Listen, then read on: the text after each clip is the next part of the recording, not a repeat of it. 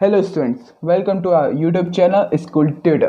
तो आज हम शुरू करने जा रहे हैं क्लास 10 एनसीईआरटी की बुक का ज्योग्राफी का चैप्टर 1 रिसोर्सेज एंड डेवलपमेंट। तो आपको शुरू करने से पहले ये बता देते हैं कि आपको इस चैप्टर के आखिरी वीडियो में क्या क्या मिलेगा, यानी कि आखिरी पार्ट में क्या क्या मिलेगा। आपको इस आखिरी पार्ट में आपको डिस्क्रिप्शन बॉक्स में इस चैप्टर से चाहे कितनी ही एमसीक्यू बन जाए, मेन वो आपको सारी पीडीएफ मिल जाएगी, जिसको आपको बहुत फ़ायदा हो जाएगा। और उसके साथ साथ आपको मिलेगा एक नोट्स जिसमें पिछले साल के क्वेश्चन और मेन क्वेश्चन हो गए जो इस चैप्टर से आने के पूरे चांसेस है। तो अब बिना कोई टाइम वेस्ट किए हम शुरू करते हैं। वर्ड टू वर्ड एनसीईआरटी ये है अपना रिसोर्सेज एंड डेवलपमेंट चैप्टर 1। तो पहली लाइन है, ये पहली लाइन में आपको रिसोर्सेज की डेफिनेशन बताई गई है। Everything available in an environment which can be used to satisfy our needs provided it is technological, accessible, economical, feasible and culturally acceptable is termed as resource। इसका मतलब क्या है? जो भी चीज़ इस एनवायरनमेंट में मिलती है जो हमारी नीड्स को सेटिस्फाई कर सकती है उसे बोलते हैं हम resources. It is technological accessible, मतलब हम उसे टेक्नोलॉजी के साथ साथ उसको चेंज कर सकते हैं। इकोनॉमिकल फिजिबल, मतलब वो पैसे, इकोनॉमिकल फिजिबल का मतलब होता है, फिजिबल का मतलब होता है संभव, वो हमें खरीदने, हमारे अंदर इतनी क्षमता है कि हम उसको खरीद सकते हैं। And culturally acceptable, culturally acceptable का मतलब होता है वो किसी की कल्चर को हार्म तो नहीं करता, किसी के रिलीजियस सेंटिमेंट्स को हार्म तो नहीं करता। It is termed as resources. तो आपने पढ़ा everything available in environment which can be used to satisfy our needs provided it is technological accessible, economical feasible and culturally acceptable. तो आपको ये समझ में आ गया होगा। अब हम नेक्स्ट लाइन पढ़ते हैं। The process of transformation of things available in our environment involves an interdependent relationship between nature, technology and institution। इसका मतलब है हमारे जो रिसोर्सेज को जब हम ट्रांसफॉर्म करते हैं किसी भी चीज़ में, तो उसमें तीन चीज़ें एक दूसरे के ऊपर इंटरडिपेंडेंट होती है। वो है नेचर, टेक्नोलॉजी एंड इंस्टीट्यूशंस। अब नेचर का मतलब है जो हमारा एनवायरनमेंट है, टेक्नोलॉजी जो हम टेक्नोलॉजी यूज़ करते हैं, इंस्टीट्यूशन का मतलब है हमारे रूल्स और रिफॉर्म्स। इसका मतलब है कि हमें नेचर से मिलती है, नेचर से मिलती है हमें रिसोर्सेज को हम टेक्नोलॉजी के हिसाब से चेंज करते हैं। इंस्टीट्यूशन रूल्स एंड रेगुलेशन होता है किसी भी रिसोर्सेज को यूज़ करने के लिए, और ये तीनों इंटरडिपेंडेंट होते हैं। अगर हमारे पास इंस्टीट्यूशन नहीं होंगे, तो हमारे पास अगर रूल्स और रेगुलेशन नहीं होंगे, तो हम उसको यूज़ नहीं कर पाएंगे, मतलब उसको ओवर यूज़ हो जाएगा जिससे वो ख़त्म हो जाएगी। और टेक्नोलॉजी, बिना टेक्नोलॉजी को हम सीधे रिसोर्सेज को यूज़ नहीं कर सकते। और नेचर, अगर हमारे पास नेचर ही नहीं होगा तो रिसोर्सेज आएगी कहाँ से। अब हम आगे बढ़ते हैं। Human beings interact with nature through technology and create institution to accelerate the economical development. इसका मतलब ह्यूमन बीइंग्स इंटरैक्ट करते हैं नेचर से थ्रू टेक्नोलॉजी, मतलब टेक्नोलॉजी से। इसका सिंपल मतलब है, ज़्यादा इसमें बुकिश में मत जाइएगा, कि टेक्नोलॉजी से हम रिसोर्सेज को और रिफाइन करते हैं। And create institution to accelerate economical development, हम उनसे रूल्स एंड रेगुलेशन बनाते हैं और उसको इकोनॉमिकल डेवलपमेंट में उसके रिसोर्सेज को यूज़ करते हैं। जैसे कि आप एक एग्जांपल लीजिए, हम आयरन को निकालते हैं ज़मीन से, उसको रिफाइन करते हैं, उसको मोल्टन करते हैं, उसको बिल्कुल हार्ड बनाते हैं। और इंस्टीट्यूशन क्या होता है कि हम कैसे उनको यूज़ करते हैं, मतलब उसके जो रूल्स एंड रेगुलेशन बनते हैं वही कहलाते हैं हमारे इंस्टीट्यूशन। तो आपको समझ में आ गया होगा। अब अगला पैरा पढ़ते हैं। Do you think that resources are free gifts of nature as you buy many. इसका मतलब है कि आप अगर ये सोचते हो कि रिसोर्सेज हमारे फ्री गिफ्ट्स हैं नेचर के, और ऐसा बहुत लोगों के द्वारा सोचा जाता है। They often are not. ऐसा नहीं है कि नेचर हमें रिसोर्सेज फ्री गिफ्ट्स की तौर पे देती है। Resources are the function of human activities. ये लाइन बहुत इंपॉर्टेंट है। इससे सीधा क्वेश्चन आपके पास बन के आता है कि resources are function of human activity, justify statement. अब ये लाइन कहती क्या है? इसका आपको स्क्रीन पे एक फ़ोटो दिख रही होगी जिसमें आपको पूरा पैरा लिखा है। ये इस लाइन का आंसर है। कि इस क्वेश्चन का आंसर है resources are function of human activity justify statement. इसमें लिखा है it means without the human resource natural resources can not be converted into other useful form.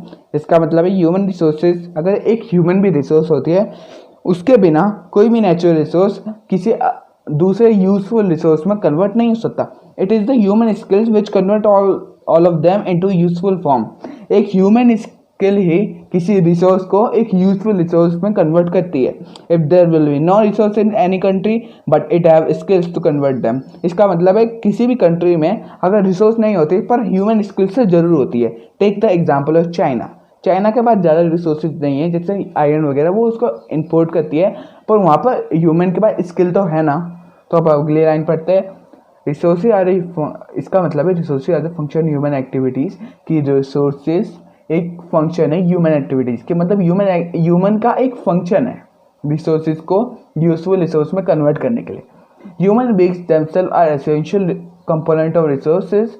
एक ह्यूमन बींग भी खुद ही एक रिसोर्स का important component है। They transform material available in environment into resources and use them। वो जो environment में material मिलते हैं उनको रिसोर्सेज में कन्वर्ट करती है और उनको यूज करते हैं। जैसे कि आपका क्रूड ऑयल का एग्जांपल है। क्रूड ऑयल को हम पेट्रोलियम में रिफाइनरी में जाते हैं, फिर वो चेंज होती है और उनको हम अपनी गाड़ियों में यूज करते हैं। अब आपको ये समझ में आ गया होगा human beings themselves are essential component resources. इसका मतलब है कि अगर ह्यूमन खुद ही एक रिसोर्सेज है तो वो नेचर में जो रिसोर्सेज मिलते हैं उनको फ्री गिफ्ट्स क्यों माने, मतलब हम क्यों माने कि नेचर में जो हमें रिसोर्सेज मिलते हैं वो फ्री गिफ्ट्स है, क्योंकि ह्यूमन जो हम लोग हैं वो खुद ही नेचर के एक रिसोर्सेज है। तो अब हम अगले पढ़ते हैं, they resources can be classified in the following ways on the basis of origin. On the basis of origin का मतलब होता है ऑन द बेसिस ऑफ उत्पत्ति, वो कैसे उनका ओरिजिन हुआ। बायोटिक एंड एबायोटिक, इसका हम अगले पेज में पढ़ेंगे। On the basis of exhaustibility, on the basis of exhaustibility का मतलब होता है क्या वो ख़त्म हो सकता है या नहीं।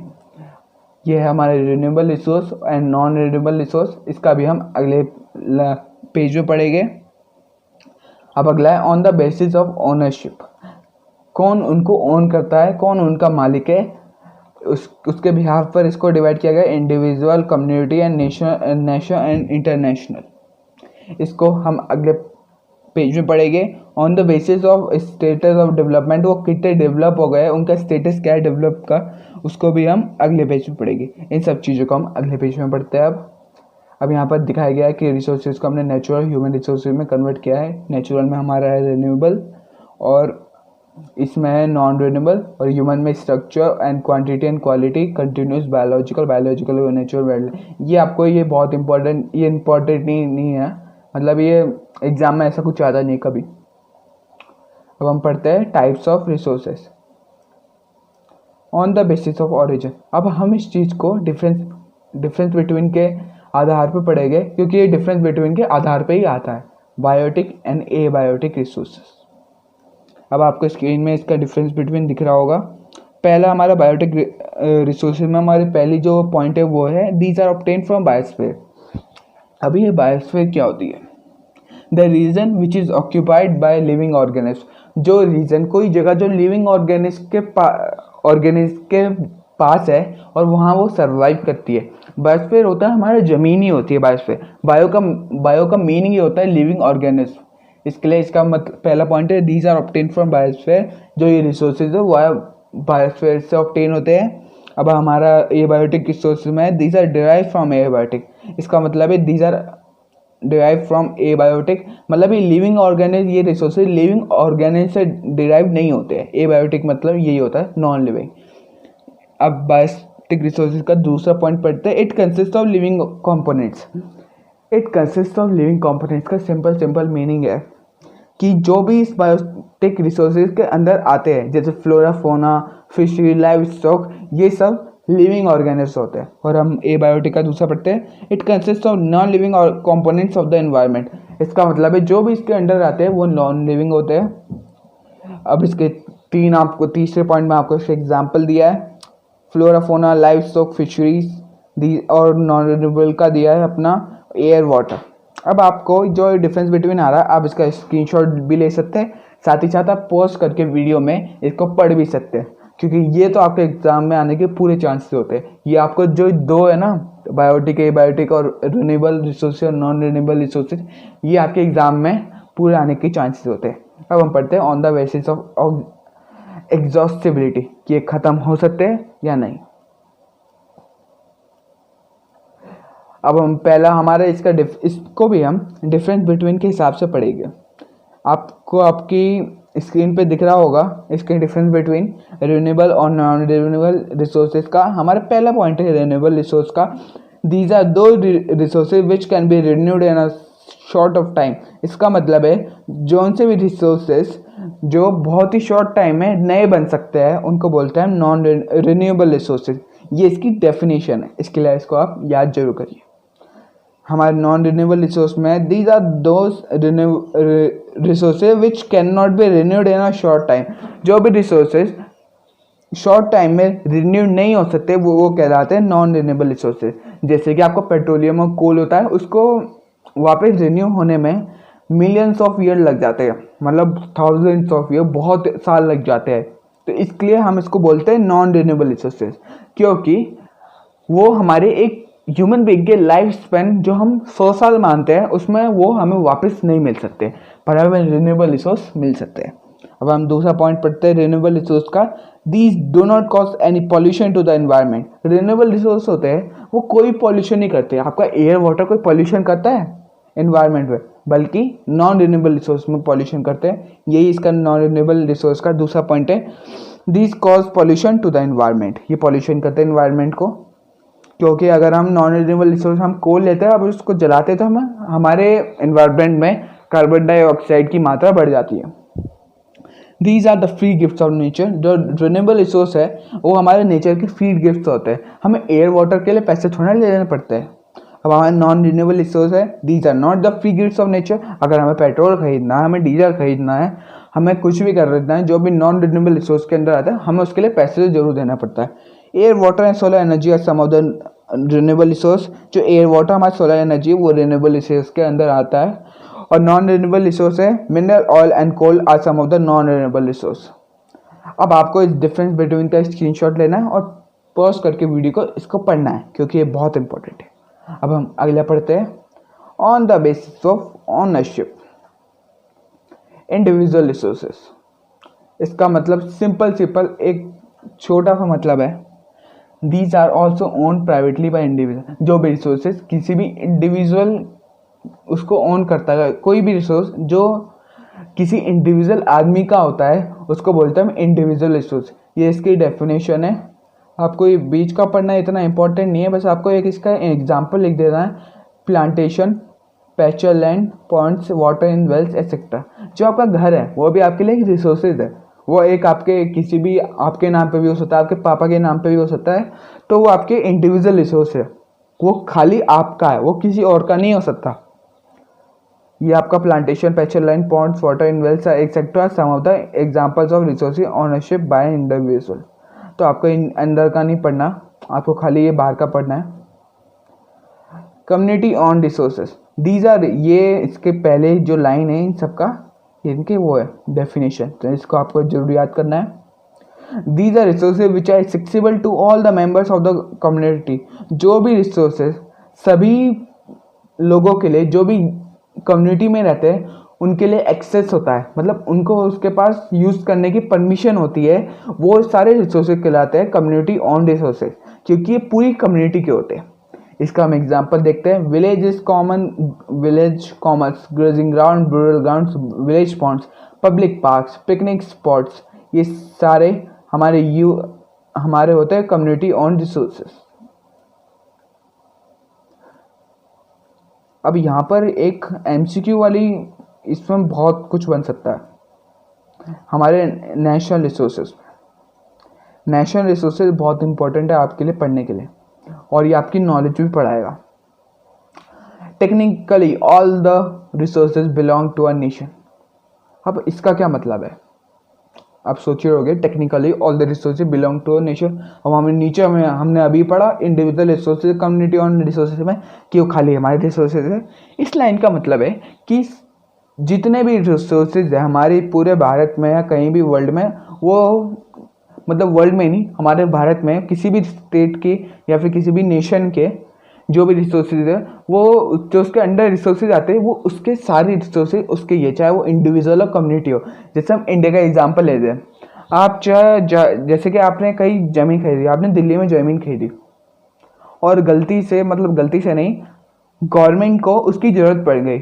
जब आप रजिस्ट्री करवाने जाएंगे कभी अपनी ज़िंदगी में, तो आपको ज़रूर बताएंगे या फिर उसमें ज़रूर लिखा होगा, पढ़ते होगे कि अगर आप नेशन को या फिर इंडिया के गवर्नमेंट को आपकी ज़मीन की ज़रूरत पड़ी तो वो आपसे परमिशन नहीं लेगी, बस उसका आपको वो मुआवजा दे देगी। तो आपने पढ़ा होगा मुआवजे घोटाले कि गवर्नमेंट ने किसी की ज़मीन हड़प ली, मतलब यूज़ की और उसको मुआवजा नहीं दिया। तो इसका मतलब ये है the country has a legal power, ये आपको मैंने ये बताया, has a legal power to acquire even private property for public goods. Country के पास लीगल पावर होती है कोई भी प्राइवेट प्रॉपर्टी को ओन करने के लिए या फिर उसको खरीदने के लिए, पब्लिक की वेलफेयर के लिए। You might have seen roads, canal, railways being constructed on fields owned by some individual. आपने देखा होगा अपने आसपास की रोड्स, कैनाल्स और रेलवेज के जो हमारे कंस्ट्रक्शन होते हैं उसमें उसके जो रास्ते में कोई भी खेत वेत आता है वो किसी इंडिविजुअल के द्वारा ओन किया जाता है। Urban development authorities get empowered by the government to acquire land. अब हमारा एम्पावर्ड का मतलब होता है गिव पावर टू समवन, मतलब हमारी गवर्नमेंट अर्बन डेवलपमेंट अथॉरिटी को एम्पावर दे देती है कि वो इस काम को करे कि मतलब जो भी गवर्नमेंट के लिए कोई सा भी लैंड यूज़फुल हो, मतलब कि उसको कहीं ब्रिज बनाना है तो उसके रास्ते में जो भी आए उसको वो, ये हमारी अथॉरिटी होती है अर्बन डेवलपमेंट अथॉरिटी, वो उसको खरीदने का या फिर उस जगह को खाली करने का काम करे। अब ये इम्पोर्टेंट चीज़ है क्योंकि ये आपके नॉलेज में बढ़ाएगी और आपका एमसीक्यू के लिए बहुत इंपॉर्टेंट है। अब ये ऊपर वाली लाइन में भी एक एमसीक्यू बहुत अच्छा बन सकता है, which authority is responsible for acquiring land as given by government. तो इसका आंसर है अर्बन डेवलपमेंट अथॉरिटी। अब हम अगली लाइन पढ़ते हैं, all the minerals, water resources, wild life, land within the political boundary and oceanic area up to 12 nautical miles 22.2 km from the coast from the territorial water and resources there being belong to a niche। अब आपका nautical miles आपकी book में कुछ और भी लिखा हो सकता है, पर यहाँ पर तो 22.2 लिखा, मतलब 12 नॉटिकल माइल्स का मीनिंग होता है 22.2 किलोमीटर, और किसी किसी बुक में गलत भी लिखा है। आप अपनी चेक करना या कमेंट में बताना कि किस किस की बुक में ये 19.2 किलोमीटर लिखा है, पर इसका सही आंसर है 22.2 किलोमीटर, क्योंकि एक नॉटिकल माइल में 1.852 किलोमीटर होता है। ये आपके लिए नॉलेज के लिए बहुत इंपॉर्टेंट है। ऑल द मिनरल्स वाटर, इसका मतलब है जो भी मिनरल वाटर रिसोर्सेज जो हमारी पॉलिटिकल बाउंड्रीज के अंदर आता है, ये ओशियनिकल एरिया। ओशियनिक एरिया का मतलब है जैसे कि मुंबई है, मुंबई से जो सी है आप देखोगे 12 नॉटिकल माइल्स तक वो सी हमारे अंडर आता है, और हम उसके अंडर जितने भी रिसोर्सेज आते हैं हम उसको यूज़ कर सकते हैं, और वो हमारे टेरिटोरियल वाटर होता है और वो हमारे नेशन को बिलोंग करता है। अब हम पढ़ेंगे इंटरनेशनल रिसोर्सेज। अभी इंटरनेशनल रिसोर्सेज क्या होते हैं? अब आप सोचोगे हमें इंटरनेशनल रिसोर्सेज से क्या काम, पर ये हमारे लिए इंपॉर्टेंट है। These are international institutions which regulate some resources. There are some international institutions which regulate some resources. जैसे कि आप एग्जांपल लीजिए, हमारा जो सी होता है, जो हमारा 200 नॉटिकल माइल्स के पार का सी होता है, वो हमारे इंटरनेशनल उन सी के अंदर जो भी रिसोर्सेज होते हैं उनको कौन रेगुलेट करता है? कोई वो हमारे इंटरनेशनल इंस्टीट्यूशन होते हैं जो उनको रेगुलेट करते हैं। जैसे हमारा यूनिसेफ है, जो हमारी यूनाइटेड नेशन है, वही बेसिकली इनको रेगुलेट करते हैं। अब आप सोच रहे होगे यहाँ पर तो लिखा था oceanic resources beyond 200 nautical miles of the exclusive economical zone belong to open ocean, no individual country can utilize this without the concurrence of international institution. अब यहाँ पर लिखा है तो ocean resource beyond 200 nautical miles, मतलब 200, जैसे अब India से मुंबई के इंडियन ओशन में हमारे इंडिया के जो 200 नॉटिकल माइल्स के अंडर चीज आती है वो हमारी होती है। अब आप यहाँ सोचे होगे तो ऊपर तो लिखा है 12 नॉटिकल माइल्स और यहाँ लिखा है 200 नॉटिकल माइल्स। 12 नॉटिकल माइल्स होती है, ये तो हमारा एक सारी कंट्री का होता ही होता है, और 200 नॉटिकल माइल्स ये हमारे यूनाइटेड नेशन ने ये रूल बनाया कि 200 नॉटिकल माइल्स के अंदर हमारी होती है एक्सक्लूसिव इकोनॉमिक जोन, जिसमें कोई भी देश जो 200 नॉटिकल माइल्स के अंडर जो भी चीज़ आती है, रिसोर्सेज आती है, पेट्रोलियम जो हमारे सी से निकलता है वो उसी देश का होगा, उस पर कोई और देश कुछ नहीं कर सकता। पर हमारा एक चाइना है, वो बहुत शरारती है, तो वो ऐसा करता रहता है, दूसरे सी में घुस जाता है और वहाँ के रिसोर्सेज को यूज़ करता है। पर हम ऐसा नहीं होना चाहिए, तो इसके लिए इसमें बोला है कि 200 नॉटिकल माइल्स के पार वाले ओपन ओशन होता है, उस पर इंटरनेशनल रिसोर्सेज रेगुलेट करती है और वो तय करती है कि वो किस नेशन को बिलोंग करते हैं और वो उस पर कौन माइनिंग कर सकता है। अब यहाँ पे एक डू यू नो है, ये हमारे वो जो हमारे MCQ आते हैं उसके लिए बहुत इंपॉर्टेंट है, 20 MCQ तो आते हैं, इससे बन सकता है आराम से। Do you know that India has got the right to mine manganese nodules, आपको ये पता है कि इंडिया को राइट मिला हुआ है मैंगनीज नोड्यूल्स को माइनिंग करने के लिए, from the bed of Indian ocean from the area which light beyond exclusive economical zone.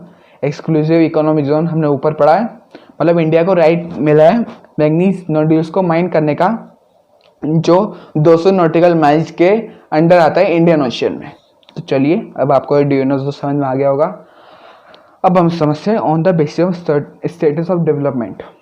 अब इसका एक सीधा सीधा क्वेश्चन आता है, बहुत आता है, how can we differentiate resources on the basis of status of development. ये आपको समझने में थोड़ी दिक्कत आएगी, पर ये आसान है, बस आपको थोड़ा अपने मन में बिठा लेना है कि क्या क्या होता है, और इसलिए ये वाला क्वेश्चन बहुत आता है, तो इसके लिए आप अटेंशन के साथ पूरा पढ़िए बढ़िया से। अब आपको कोई भी दिक्कत हो तो आप एक बार रिवाइंड करके देख सकते हैं वीडियो को। Resources which are found in a region but have not been utilized. अब इसका मतलब क्या है, आप सोच रहे होंगे, resources which are found in a region but have not been utilized, इसका मतलब है जो भी रिसोर्सेज किसी जगह पे पाए जाते हैं पर हम उसको यूटिलाइज नहीं करते। हमारे एक एग्जाम्पल दिया है बहुत अच्छा नीचे, कि हमारे जो राजस्थान और गुजरात में हमारे पास सोलर एनर्जी भर भर के है, हमारे पास विंड एनर्जी भर भर के है, पर हम उसको यूज़ नहीं करते। तो इसी जो रिसोर्सेज होते हैं, इन्हीं रिसोर्सेज को हम बोलते हैं पोटेंशियल रिसोर्सेज। जो रिसोर्सेज हमारी एक जगह पे बहुत अच्छी मात्रा में पाए जाते हैं पर हम उसको यूज़ नहीं करते, और या फिर वो पास में कभी यूज़ नहीं हुआ है। अब हम नीचे बढ़ते हैं डेवलप रिसोर्सेज। अब हमारे डेवलप रिसोर्सेज क्या होते हैं, resources which are survey and their quality quantity have been determined for utilisation.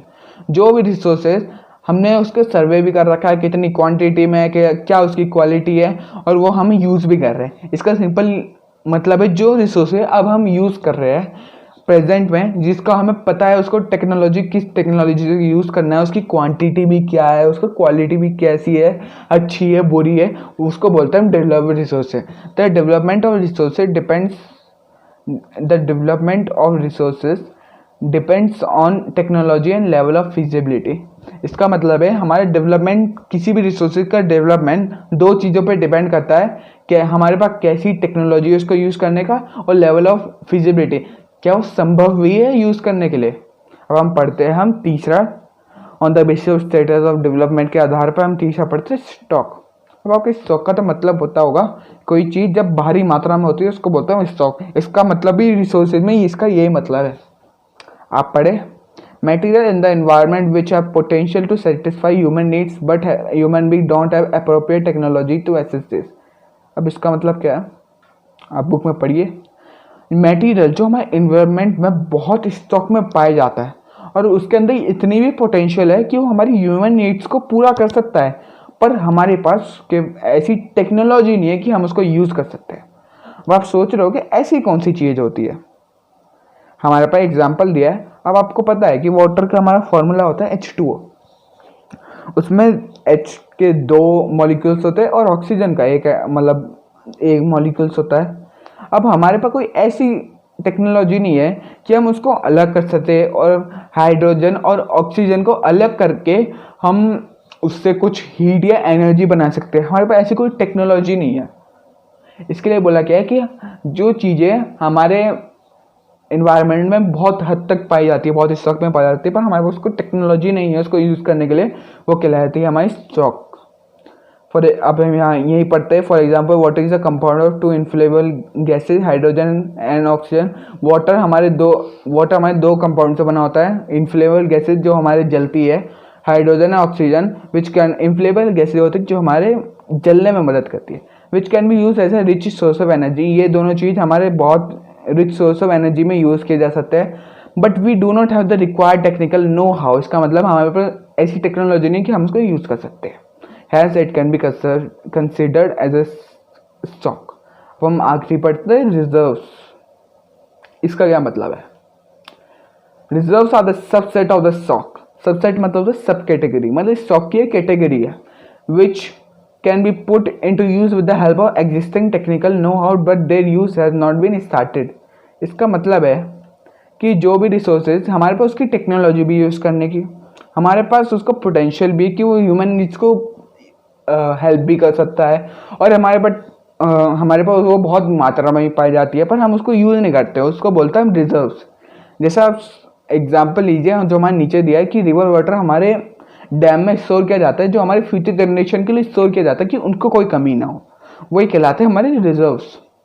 और वो यूज़ भी किया जाता है तो बहुत लिमिटेड एक्सटेंट में किया जाता है। अब मैं आपको इसका एक और एग्जांपल देता हूँ। जैसे कि मुंबई में हमारा बहुत पेट्रोल है, पर तभी हम उसको एक्सपोर्ट करते हैं। हमारे जो मुंबई हाई है वहाँ बहुत पेट्रोलियम है, भर भर के पेट्रोलियम है, पर हम उसको रिजर्व की तरह यूज़ क्यों करते हैं कि अगर हमारे जैसे कि हम ईरान और इराक की देशों से हम उसको, हमारा मिडल ईस्ट की देशों से हम पेट्रोलियम इंपोर्ट करते हैं, पर हम उसको इसके लिए इंपोर्ट करते हैं कि कभी ऐसा हो गया कि यूनाइटेड नेशन उनके ऊपर रिस्ट्रिक्शन डाल दिए जो अभी हमारे ईरान इराक के ऊपर डाल दिए थे, और कभी हमारे किसी देश ने हमें इंपोर्ट करना बंद कर दिया, हमारी उनसे लड़ाई हो गई, तो हम फिर कहाँ से पेट्रोलियम लाएंगे? और हमारा पेट्रोलियम तो हमारे लिए बहुत इंपॉर्टेंट है। तो इसके लिए हम मुंबई हाई में उसको पेट्रोलियम को रिजर्व करके रखते हैं कि हम उसको फ्यूचर में यूज़ कर सकें। अब आपको यहाँ तक समझ में आ गया होगा। अगर आपको नहीं समझ में आया तो एक बार रिवाइंड करके देखिए और 1.5x पे देखिए, आपको बहुत अच्छे से समझ में आ जाएगा। अब हम पढ़ते हैं डेवलपमेंट ऑफ रिसोर्सेस। अब ये क्या है भाई? डेवलपमेंट ऑफ रिसोर्सेस तो नया टर्म हमने पढ़ा, रिसोर्सेज का डेवलपमेंट। अब हम पहली लाइन पढ़ते हैं, हमें तभी तो समझ में आएगा। Resources are vital for human survival as well as for maintaining the quality of life. अब वाइटल का मतलब होता है महत्वपूर्ण। रिसोर्सेज आर महत्वपूर्ण फॉर ह्यूमन सर्वाइवल। रिसोर्सेज हमारी ह्यूमन सर्वाइवल के लिए बहुत ही महत्वपूर्ण है, as well as for maintaining the quality of life. हमारी जो क्वालिटी ऑफ लाइफ होती है, हमारे स्टैंडर्ड मेंटेन करने के लिए भी बहुत इंपॉर्टेंट है। स्टैंडर्ड का मतलब क्वालिटी ऑफ लाइफ, मतलब अब तो हम बैलगाड़ी में नहीं जाते, वही बोलती क्वालिटी ऑफ लाइफ। अब हम पेट्रोल का यूज़ करते हैं जो रिसोर्सेज होता है। It was believe that resources are the free gifts of nature. पहला ही सोचते थे कि नेचर का तो हमारे रिसोर्सेज ऑफ फ्री गिफ्ट्स है, प्रसाद की तरह कोई भी जितना चाहे उतना ले जाए, मतलब प्रसाद तो कम ही मिलता है, पर जो आए उसको मिल जाए, फ्री गिफ्ट्स ऑफ नेचर है। पर टाइम के साथ हमें समझ में आया कि हमारे नेचर हमारा फ्री गिफ्ट्स नहीं है, वो फ्री गिफ्ट्स नहीं है, बल्कि ह्यूमन रिसोर्स खुद एक रिसोर्स है, मतलब ह्यूमन बीइंग खुद एक रिसोर्स है। As a result human being use time indiscriminately, बड़ी खतरनाक प्रोनाउंसिएशन है, and this has led to the following major problems. हमें धीरे धीरे समझ में आया कि हमारा ह्यूमन, जब हमें धीरे धीरे समझ में आया तो उससे पहले ह्यूमन बीइंग्स उनको अंधाधुन, इनडिस्क्रिमिनेटली यूज़ का मतलब होता है अंधाधुन यूज़ करना। जब हमें ये समझ में आया कि फ्री गिफ्ट्स ऑफ नेचर है नहीं है, तो उससे पहले ह्यूमन उसको अंधाधुन तरीके से यूज़ करने लगे, और जिससे हमें बहुत सी मेजर प्रॉब्लम होने लगी। उसके बारे में ही अब हम पढ़ने जा रहे हैं। अब हमें क्या प्रॉब्लम होने लगी हम उसको पढ़ते हैं। Depletion of resources for satisfy the greed of few individual, ये हमारी प्रॉब्लम है। हमें कैसी कैसी प्रॉब्लम हुई? रिडक्शन, डिप्लीशन का मतलब रिडक्शन ऑफ रिसोर्सेज। हम रिसोर्सेज का डिप्लीशन करने लगे कुछ लोगों की लालच के लिए। जैसे कि आप समझ लीजिए किसी फैक्ट्री में हमारे कोई भी रिसोर्सेज का यूज़ होता है, अब उनको लालच आने लग गया, हमें तो रिसोर्सेज चाहिए चाहिए चाहिए, और अंधाधुंध यूज़ करने लगे और वो उसकी वजह से वो कम होने लगे। वही बोला कि कुछ लोगों की लालच की वजह से हमारे रिसोर्स डिप्लीट होने लगे। Accumulation of resource in few hands which in turn divided the society into two segments, i.e. have, that is haves and have not, और रिच एंड पुअर। इसका मतलब है एक्यूमुलेशन मतलब होता है संचालन, संचालन ऑफ रिसोर्सेज, रिसोर्सेज का संचालन हमने कुछ लोगों के हाथ में दे दिया, जिससे क्या हुआ, सोसाइटी पुअर और रिच में किसी को रिसोर्स मिले किसी को नहीं मिले उसके हिसाब पे डिवाइड होने लगी। अब आप सोच रहे होगे इसका क्या मतलब हुआ। जैसा समझ लीजिए हमारा सिडकुल होता है, हमारा कोई भी इंडस्ट्रियल एरिया होता है, क्या करते हैं अपने बिजली घर वाले, वहाँ तो अंधाधुंध यूज पूरी इलेक्ट्रिसिटी भेजते हैं और बस्तियों में इलेक्ट्रिसिटी नहीं भेजते। तो वही करते कि कुछ के लोगों के हाथ में उन्होंने बिजली दे दी और वो अपने बस्तियों से बिजली काटते हैं और सिडको इंडस्ट्रियल एरिया और डेवलप एरिया में दे देते हैं। उससे तो बहुत प्रॉब्लम हो रही है, वही हम प्रॉब्लम डिस्कस कर रहे हैं यहाँ पे। Indiscriminate exploitation of resources has led to global ecological crises such as global warming, ozone layer depletion, environment pollution, land degradation. Indiscriminate मतलब अंधाधुंध exploitation of resources has led to global, हमारे अंधाधुंध resources को यूज़ करने की वजह से हमारे ग्लोबल वार्मिंग होने लगेगी, ozone layer depletion, environment pollution and land degradation होने लगा। यही जो घिसी-पिटी बातें हम बहुत सालों से अपनी बुक में पढ़े जा रहे हैं, वो हम अगली लाइन पढ़ते हैं। Equitable distribution of resources has become essential for sustain quality of life. इसका मतलब है an equitable distribution of resources, अगर हम डिस्ट्रीब्यूशन करेंगे रिसोर्सेज का इक्वल, ना किसी को कम ना किसी को ज़्यादा, उससे क्या होगा, हमारी क्वालिटी ऑफ लाइफ सस्टेन्ड हो जाएगी, हमारे पास भी रहेगी, हमारे फ्यूचर जनरेशन के पास भी रहेगी और हमारे उससे ग्लोबल पीस बना रहेगा। देखो क्या ग्लोबल पीस कैसे बनेगा, किसी के पास ज़्यादा रिसोर्सेज है किसी के पास कम रिसोर्स है, तो कम रिसोर्सेज वाला उनसे लड़ेगा ना रिसोर्स के लिए, तो इसके लिए बोला है global piece. If the present trend of resources if the present trend of resources depletion by free individual and countries continue, the future of planet is in danger। ये तो बहुत बड़ी बात बोल दी भाई। अगर हम इसका सिंपल मीनिंग है कि अगर हम इसी रेट से कुछ लोग फ्यू इंडिविजुअल या कंट्री इसी रेट से, जिस रेट से आज हम रिसोर्सेज को यूज़ किए जा रहे हैं, तो एक समय आएगा जब हमारा प्लैनेट डेंजर में हो जाएगा, खतरनाक हो जाएगा, 2012 आ जाएगा। Therefore, resource planning is essential for sustainable existence of all forms of life. Sustainable existence is a component of sustainable development। ये बड़ी इन्होंने घिसी-पिटी लाइन या फिर बहुत हार्ड लाइन बोल दी है। रिसोर्सेज, इसका मतलब है resource planning is very essential for sustainable existence. हमारे सस्टेनेबल एग्जिस्टेंस का मतलब होता है स्थायी अस्तित्व। रिसोर्स प्लानिंग, जो हमारे रिसोर्स प्लानिंग होता है वो हमारे स्थायी अस्तित्व, जैसा हमारे रिसोर्सेज अभी है उसके लिए इम्पोर्टेंट होता है, जिससे सारी फॉर्म्स ऑफ लाइफ जो हमारी अभी है, जो पीछे इंडेंजर्ड हो गई वो तो हो गई, पर अब हम रिसोर्स प्लानिंग की मदद से जो हमारी इस समय जितनी भी फॉर्म्स ऑफ लाइफ है हम उसको बचा सकते हैं।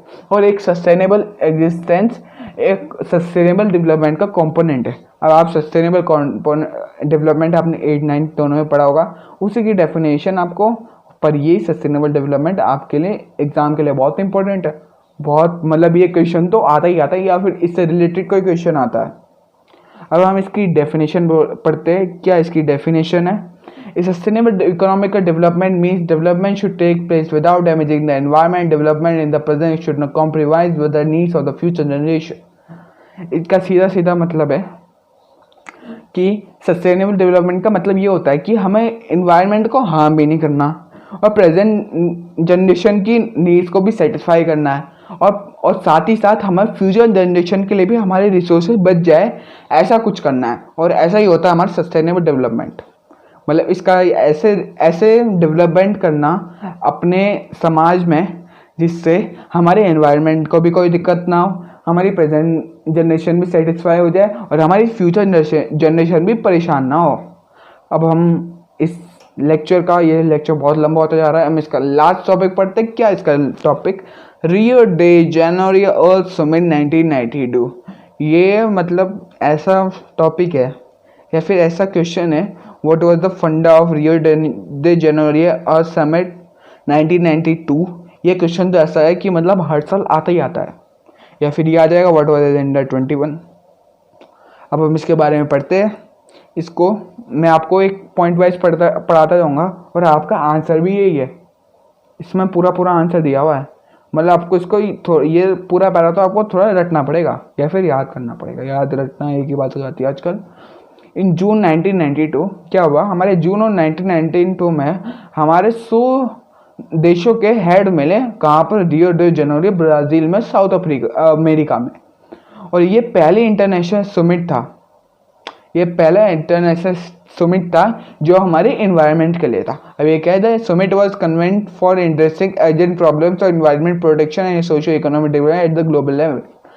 हमारे समिट जो था वो कन्वेंट का मतलब होता है बुलाई। ये जो हमारी समिट इसके लिए बुलाई गई थी, अर्जेंट प्रॉब्लम जो हमारे इन्वायरमेंट के साथ हो रहा है, जो हमारे सोशियो इकोनॉमिकल डेवलपमेंट के लिए ज़रूरी होते हैं, उनको एड्रेस करने के लिए। The assembled leaders signed a declaration on global climatic change and biological diversity। हमारे जो लीडर्स होते हैं उन्होंने एक डिक्लेरेशन साइन किया हमारे ग्लोबल क्लाइमेटिक चेंज और बायोलॉजिकल डाइवर्सिटी के लिए। अब हम अगला है, the Rio convention endorse the global forest principle and adopted agenda 21 for achieving sustainable development 21st century. हमारे जो वहाँ लीडर ने उन्होंने एजेंडा 21 को एक्सेप्ट किया। और किस चीज़ का एक्सेप्ट किया? सस्टेनेबल डेवलपमेंट 21वीं सदी में उसको अचीव करने के लिए। अब हम पढ़ते हैं एजेंडा 21 क्या है, आखिरी topic. It is the declaration side by the world leader in 1992 at the United nation conference on the global unit set. यहाँ पे पढ़ लेना, ये हमारा डिक्लेरेशन साइन हुआ था 1992 में यूनाइटेड नेशन कॉन्फ्रेंस में, जो जिसकी फुल फॉर्म है United nation conference on environment and development, UNCED। वो मतलब ये एजेंडा 21 एक डिक्लेरेशन था जो हमारे रियो डे जनवरी में एक्सेप्ट हुआ था, जो हमने ऊपर पढ़ा। It aims at achieving global sustainable development. ये ग्लोबल सस्टेनेबल डेवलपमेंट अचीव करने के लिए साइन हुआ था। It is an agenda to combat environmental damage. ये ऐसा एजेंडा था जो हमारे कॉम्बैट का मतलब होता है फेस करना, किसी मुसीबत को फेस करना, सामना करना। ये एजेंडा हमारे एनवायरमेंटल डैमेज, पोवर्टी, डिजीज, ऐसी प्रॉब्लम को फेस करने के लिए साइन हुआ था। ग्लोबल कॉर्पोरेशन और कॉमन इंटरेस्ट, ऐसी चीज़ें। ग्लोबल कॉर्पोरेशन, ग्लोबल मतलब ग्लोब में कॉर्पोरेशन होना चाहिए। म्यूचुअल नीड्स होता है मतलब आपसी ज़रूरत के लिए। और शेयर रिस्पॉन्सिबिलिटी, हमें रिस्पॉन्सिबिलिटी शेयर भी करनी है। ये चीज़ें इनके मतलब एजेंडे के अंदर ये उनके पॉइंट्स है कि ये चीज़ हमें एजेंडा 21 में अचीव करनी। One major objective of the agenda 21 is that every local government should draw its own local agenda 21। अब ऐसा तो होता नहीं है कि सारे देशों की इकोनॉमिकल सिचुएशन या फिर क्लाइमेट या फिर टेरेन टोपोग्राफी सारी देशों की इक्वल होती है। इसके लिए उन्होंने बोला कि तुम भी अपना लोकल में अपना एक लोकल एजेंडा 21 निकालो और वो तुम्हारे देश के हिसाब से हो कि तुम्हारे देश की ज़रूरतें क्या है। पता चले किसी देश में पेड़ ही पेड़ हो, वहाँ एजेंडा 21 क्यों लगाना? बस यही है। अब हम रिसोर्स प्लानिंग जैसे टॉपिक, अपने रिसोर्स प्लानिंग इंडिया ऐसे लैंड रिसोर्स, जो इम्पोर्टेंट टॉपिक है जिनसे क्वेश्चन आते हैं, वो हम अगले लेक्चर में पढ़ेंगे। तो थैंक यू वेरी मच। आप तक अगला पार्ट बहुत जल्द पहुंच जाएगा। इसके लिए अगर आपको लेक्चर अच्छा लगा हो तो लाइक कीजिए, ज़्यादा से ज़्यादा शेयर कीजिए और अपने डाउट कमेंट में पूछिए और इस चैनल को सब्सक्राइब कीजिए और बेल आइकन दबाइए।